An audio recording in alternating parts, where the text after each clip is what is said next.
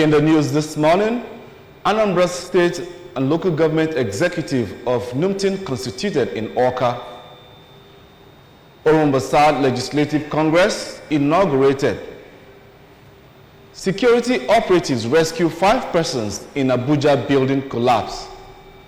And on the foreign scene, Israeli army arrests 12 Palestinians in occupied West Bank. My name is Ajuluchukwu Okabwe. Welcome to ABS News at 7. The President, National Union of Market Traders, Employers of Nigeria, Comrade James Chukwuma, has inaugurated Anambra State and Local Government Executives of the Union in Awka. Correspondent Chukwuemeka Modelim now reports. We shall always fight for Comrade Chukwuma, while inaugurating the executives, charged them to work in accordance with the Constitution of the Union, protect the rights of market traders, and collaborate with the Standards Organization of Nigeria, National Drug Law Enforcement Agency, to rid markets in the state of fake drugs and substandard products. Speaking after taking the oath of allegiance, the state chairman of the union, Comrade Nnamsom Nwafọ Orizu, disclosed that the union, which is the first of its kind in the state, was established to alleviate the sufferings of traders and protect their interests, adding that they will partner the state government in developing the state by building markets in rural areas. The controller, Federal Ministry of Labor and Employment, Anambra State Chapter, Mrs. Bernardine Ogbuefi, noted that the dedication of the union to fostering a better supportive environment for traders and enhancing their welfare and productivity will contribute to the advancement of Anambra and the country at large. Let me reassure all market stakeholders in Anambra State that Numtin has come to complement your effort to making the market arena more conducive for trading in Anambra State. There are many mansions there. Enjoyment, progress, prosperity. All I say is our portion in Jesus' name.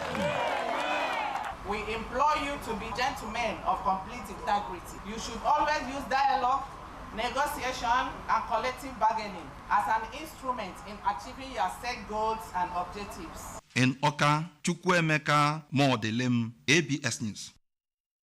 Orumbasad Local Government Legislative Congress has been inaugurated by the Executive Chairman of the Council, Honorable Shedrack Azubike.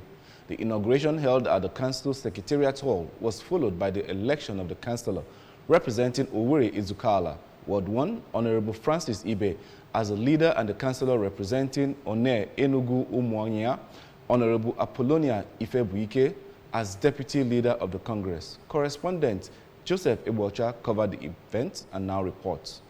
His pre-inauguration remarks, Honorable Azubike, who said that the shared vision of developing Orumba South local government area requires all to contribute in laying strong foundation to achieve set goals in education, primary health care, security, agriculture, maintenance of rural roads, and skill acquisition, promised open door policy. Speaking after his election, presided over by the clerk of the council, Mrs. Priscilla Akalugo, the leader of Orumba South Local Government Legislative Congress, Honorable Ibe, who appreciated his colleagues for the confidence in choosing him to lead, promised to make values of integrity and collaboration his watchwords. Councillor representing Owerri Izukala Ward 2, Honorable David Okeke, who described the day's activities as in line with democratic ideals, said Orumba South Local Government Legislative Congress has a lot to gain from the leadership of Honorable Ibe. Motion for the adjournment of the day's sitting was moved by the Honorable Anthony Nwosu and seconded by the Honorable Obiora Izuogu. How to make Orumba South a livable place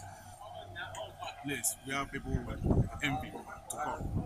So I urge all my councillors to have the same vision with me, so that at the end of our tenure, their name will be written in a golden period. I promise to uphold the value of integrity, collaboration, and progress in all our neighborhoods. We are bound to make here outlive other constituencies, so far as leadership is concerned. From Umunze in Orumba South Local Government Area, Joseph Ebocha reporting for ABS News. The women of Avomimi village in Enuguku community in Njikoka council area have protested the abandonment of the remains of their co-wife and matriarch of the Nnabucha family of Enuguku, the late Mrs. Josephine Mboye Nebocha, in the mortuary for nearly 2 years now. The late Mrs. Nebocha from Nise and was the first of the 5 wives of Mr. Nebocha of Avomimi village, Enuguku, died in January 2023 but has been denied a burial right by a family over unresolved inheritance issues. Correspondent Chibuzo Obidike filed in this report. This lingering crisis therefore became a source of worry to the women of the village who took it upon themselves to seek eternal justice for their co-wife. According to the woman leader of the village, Mrs. Elizabeth Okoye, late Mrs. Nebocha was a true demonstration of an obedient woman and deserves to be given a befitting burial despite any family disagreement. Providing an explainer into the disagreement that has hindered the burial of his late mother, the last son of the deceased, Mr. Chizoba Nebocha, said his stepbrothers refused his mother's burial because of their claims to their father's compound. On the Wutai, now that woman, now we na dear with the issue. Dear, where see donated young woman, and the word concerned about dear way as a rapport woman. Do man look one at that compound when we are quite dear, making her name, let a woman have a working. Do man I was ya away Sinama or Rosia Sinama and My Yobigo, Yayon Denu Wugu, see a laka, Anambra State Governor, now you're your winner. You can't go mad because see a layaka.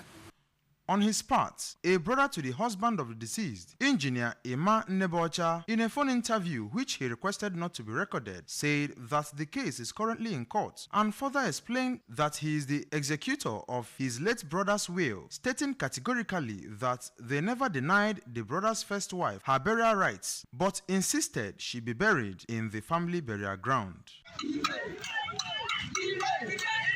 5 persons have been rescued in Vidas Estate within the Sabon Lugbe extension in the Federal Capital Territory, FCT, where an uncompleted story building collapsed. No fewer than 40 persons were said to have been trapped under the rubble of the collapsed building. Sympathizers and emergency workers are still on site working to rescue those still caught beneath the debris. According to findings, as the building reportedly under construction collapsed, there were prompting calls for immediate intervention from government agencies and emergency response teams. FCT Police Public Relations Officer SP Josephine Ade, who confirmed the rescue of 5 persons, said the preliminary investigations revealed that the building was previously demolished by the Federal Capital Development Administration, FCDA, due to its location in an illegally acquired area. Over to foreign news. The Israeli military has doubled down on a claim that hundreds of millions of dollars in cash and equipment are being held under a hospital in the suburbs of Beirut after international media refuted the claims. Israel said last week the Sahel hospital in the severely bombed Dahiyeh district holds many Hezbollah tunnels underneath, prompting various media outlets to head there and check for themselves. Now, Akvi Adrai, the Israelis' military Arab language spokesman, has released a video claiming there is an entrance behind the suspicious wall that acts as the entrance to Nasrallah crypt. According to the report, the Israeli military has attacked all hospitals in the Gaza Strip using similar claims and has been steadily ramping up attacks on medics and emergency responders in Lebanon. Over to our sports news. Nigeria were awarded 3 goals and 3 points, and Libya was fined $50,000 as the Confederation of African Football finally announced its verdict on the botched 2025 AFCON Group D match between Nigeria and Libya. Qualifying fixtures scheduled for October 15 in Benin, Libya. The verdict followed an intense, seemingly thorough investigation of the matter by the body's disciplinary committee, following a complaint by the Nigeria Football Federation after the Super Eagles were subjected to a 20-hour nightmarish experience in the North African country between Sunday, October 13 and Monday, October 14. The Libyan authorities had diverted their flights to Labrak Airport, which is about 300 kilometers from the match venue, just when they were about to land at the designated airport in Benghazi. The Nigerian contingent were locked in a Labrak Airport for 18 hours without food, water, and the toilets were completely messed up by the Libyans in anticipation of the arrival. Drained physically and psychologically and mentally and emotionally, the Super Eagles, who were apparently not in the right shape to play the match, returned to the country later on Monday. The Libyan Football Federation tried to put up a spurious defense that was eventually rightly found unattainable by the disciplinary committee. Remember that you can follow news and programs on ABS from any part of the world by liking our Facebook page. Follow us at Anambra Broadcasting Service.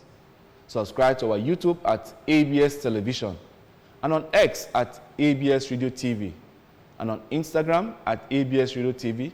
You can also log on to our website at www.absradiotv.com. Before we go, a look at the main point again. Anambra State and local government executive of NUMTIN have constituted in Awka. Orumba South Legislative Congress have been inaugurated. Security operatives have rescued 5 persons in Abuja building collapse. And on the foreign scene, we brought to you, Israeli army has arrested 12 Palestinians in occupied West Bank. Many thanks for joining us this morning. That's the size of our package. My name is Ajuluchukwu Okabwe. Have a nice day.